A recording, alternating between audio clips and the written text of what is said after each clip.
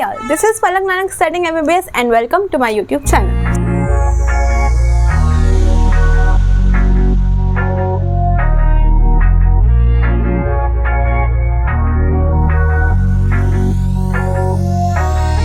So आज हम लोग करने वाले हैं कैम्प पाथवे। क्या करेंगे? Camp pathway,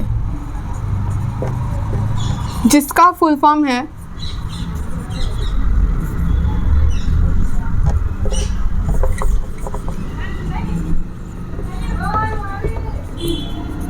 ग्रासुलेशियन acid metabolism. जिस तरीके से हम लोग ने C3 पाथवे और C4 पाथवे पढ़ा था, बिल्कुल उसी तरीके से हम कैम्प पाथवे पढ़ेंगे। इसमें क्या होता है कि जो एनाटमी है वो C3 की जैसे होती है, यानी कि इसके अंदर क्रेन्स एनाटमी नहीं होती है, जो कि किस में होती है? C4 में। ये मैं ऑलरेडी बता चुकी हूँ। लेकिन जो साइकिल है वो C4 के जैसे चलती है। ये कैसे होगा ये मैं आपको भी बताऊंगी, लेकिन उसके लिए आपको पिछली नॉलेज होनी ज़रूरी है, जो मैंने पिछले लेक्चर्स में बताया। अब मैंने आपको पहले बोला था कि नॉर्मल जो प्लांट्स होते हैं उनमें C3 साइकिल होती है। जो एक्सट्रीम कंडीशन में रहते हैं, हॉट एंड ह्यूमिड एरिया में, या ज़्यादा हीट इंटेंसिटी, लाइट इंटेंसिटी ज़्यादा होती है, तो वो सब जगहों पर क्या होती है? C4 साइकिल होती है, क्योंकि वहाँ पर क्रेन्स एनाटमी होती है। पर कुछ ऐसे प्लांट्स होते हैं जो कि डेजर्ट एरियाज़ में रहते हैं, उन लोगों के अंदर क्या होती है? कैम्प पाथवे होती है, जैसे कि vanilla, aloe vera, agave, then we have pineapple, opuntia, sedum, और एक और भी है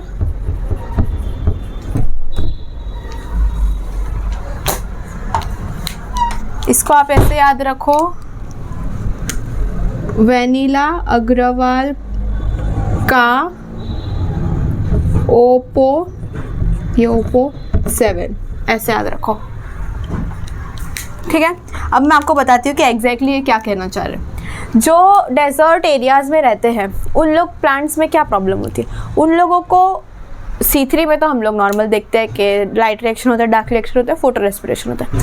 C4 में हम चाहते हैं, हमने क्रेन्स एनाटमी क्यों करी थी? क्योंकि वहाँ प्रॉब्लम थी फोटो रेस्पिरेशन की। हम नहीं चाहते थे ज़्यादा से ज़्यादा फोटो रेस्पिरेशन हो, इसलिए हम लोग ने क्रेन्स एनाटमी करी थी। यहाँ पे प्रॉब्लम क्या है कि हम वाटर लॉस नहीं चाहते, क्योंकि डेजर्ट एरिया है, वहाँ पे ऐसे ही प्लांट में वाटर नहीं होता है, तो हमको वो रोकना है, वाटर लॉस रोकना है। तो इस वजह से इसकी जो है पाथवे अलग होती है। इसके अंदर स्टोमेटा में डिफरेंस होता है। उनकी जो स्टोमेटा होती है वो होती है स्कोटोस्टोमेटा।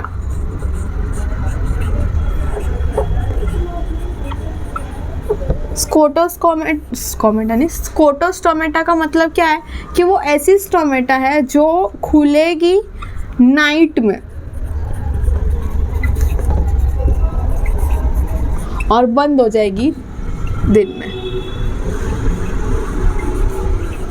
ये तो उल्टा नहीं हो गया नॉर्मल प्लांट से कि दिन में खुलना चाहिए, रात में बंद होना चाहिए? लेकिन हाँ, ये उल्टा होता है, रात में खुलती है और दिन में बंद होती है। क्यों ऐसा? क्योंकि अगर रात में खुलेगी, रात में खुल के सारा का सारा कार्बन डाइऑक्साइड अपने पास रख लेती है, ठीक है, और फिर उस कार्बन डाइऑक्साइड को अपने पास स्टोर करके रखती है। फिर जब दिन होता है तो दिन के टाइम पे लाइट आती है, तो हमको फोटोसिंथेसिस करने के लिए लाइट चाहिए। तो लाइट के टाइम पर जब लाइट होती है तो अपने पास ऑलरेडी स्टोर्ड कार्बन डाइऑक्साइड जो है उसको यूज़ करती है फोटोसिंथेसिस के लिए और अपना फूड या ग्लूकोज बनाने के लिए।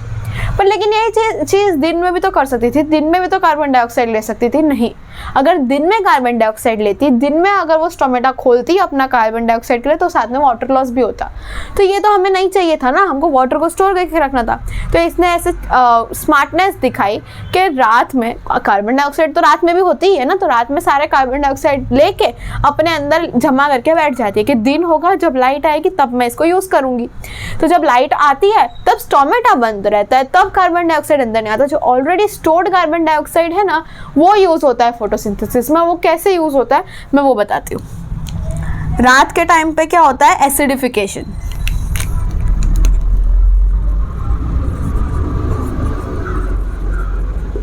और दिन में क्या होता है? D acidification. अब जो मैं आपको बोलूँगी ना वो सब आपको ऑलरेडी पता होगा, बस शांति से सुनो। कार्बन डाइऑक्साइड आएगी रात में स्टोमेटा से, वो PEP के साथ कंबाइन करेगी इन द प्रेजेंस ऑफ पेपकेस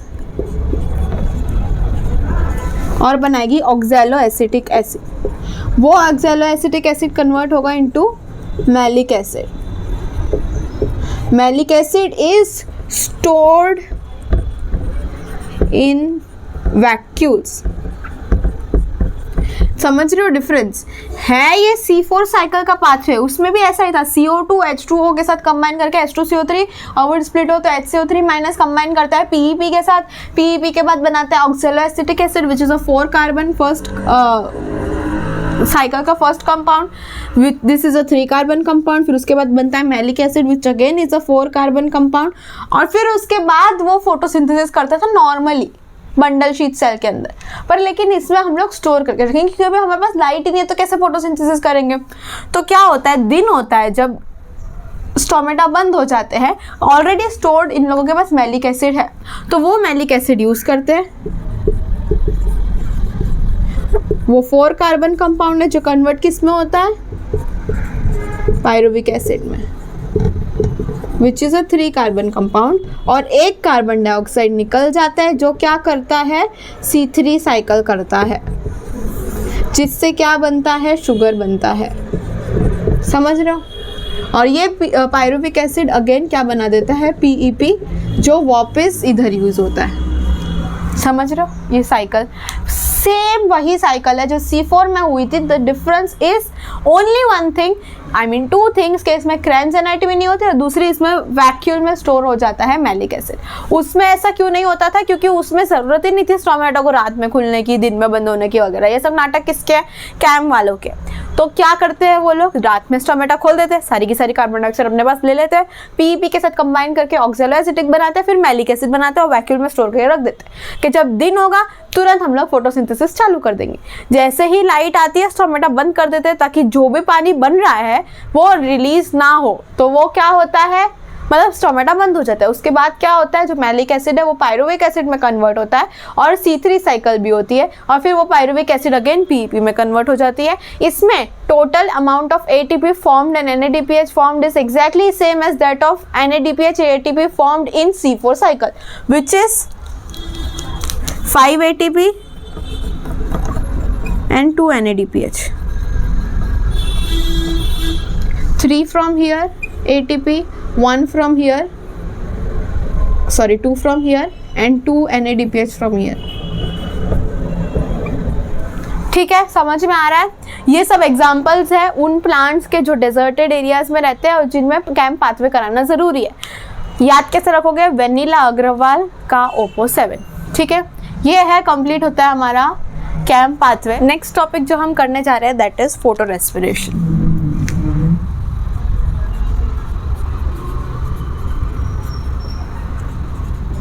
इतने बढ़िया जो टॉपिक है इसका इंट्रोडक्शन देने की तो कुछ ज़रूरत ही नहीं है, हमको पता है एक वेस्टफुल प्रोसेस है। इसको हम लोग बोलते हैं C2 साइकिल भी, क्योंकि C3 C4 हो गया तो सोचा कि चलो C2 भी किसी को नाम दे देते, तो C2 साइकिल क्या करता है, ये ऑक्सीजन यूज़ करता है और कार्बन डाइऑक्साइड रिलीज करता है, exactly opposite of what photosynthesis does. इसीलिए इसको वेस्टफुल प्रोसेस भी बोलते हैं। नेक्स्ट अब हम लोग देखते हैं कहाँ कहाँ पे होती है। तो सबसे पहले ये होती है, ये पूरी एक सीरीज ऑफ साइकिल है जो 3 अलग अलग जगहों पे होती है। सबसे पहले क्लोरोप्लास्ट,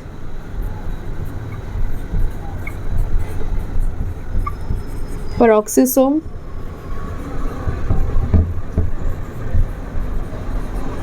माइटोकॉन्ड्रिया। कैसे याद रखोगे, पहले मोदी जी कहते हैं CM, बाद में PM हो गए, तो CPM ऐसे याद रखो। ठीक है, इसको अब डिवाइड कर लेते हैं ताकि तकलीफ ना हो।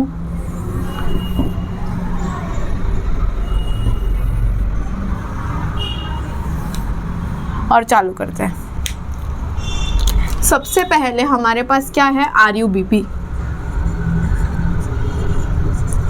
वो in the presence of rubisco, rubisco ही तो है हमारा मेन कल्प्रिट जो क्या करता है, ऑक्सीजन को ऑब्जॉर्ब कर लेता है। ज़्यादा ऑक्सीजन है तो ऑक्सीजन को भी ले लेता है, क्योंकि कार्बोक्सिलेस एक्टिविटी भी है, ऑक्सीजनेस एक्टिविटी भी है, ऑक्सीजन को ले लेता है और उसके बाद फर्स्ट कंपाउंड बनाता है। यूजुअली जो RUBP फर्स्ट कंपाउंड बनाता था वो क्या था, PGA था, तो वो भी बनेगा। उसके साथ एक एक्स्ट्रा कंपाउंड बनेगा विच इज फॉस्फोग्लाइकोलेट। नॉर्मली जो RUBP PGA बनाता था वो तो बनाएगा, एडिशनली फॉस्फोग्लाइकोलेट बनाएगा। उसके बाद इससे बनेगा ग्लाइकोलेट, वो ग्लाइकोलेट जाएगा पेरोक्सिसोम में और कन्वर्ट होगा इनटू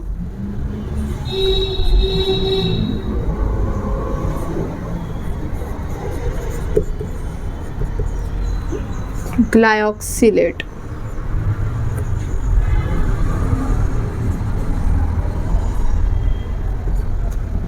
प्लस H2O2। ये क्या हुआ, इसका ऑक्सीडेज एक्शन हुआ। फिर ये कन्वर्ट होगा into glycine which is an amino acid. ये ग्लाइसिन आएगा माइटोकॉन्ड्रिया में, will convert into serine, again amino acid. इस तरीके से आपको याद रखना है, इसलिए बोल रहे हो। एक NH3 रिलीज होगा और एक CO2 रिलीज होगा। कहाँ से आया, ग्लाइसिन के 2 मॉलिक्यूल बनते हैं, इसलिए एक NH3 एक CO2 रिलीज होगा और सीरीन बनेगा। सीरीन जाएगा इनटू वापस पेरोक्सिसोम, फिर उसके बाद वो बनेगा हाइड्रोक्सी पायरुवेट, उसके बाद बनेगा glycerate which will go to chloroplast and form RUBP again। तो इसके प्रोसेस में यूज़ होता है ATP, इधर यूज़ होता है NADH।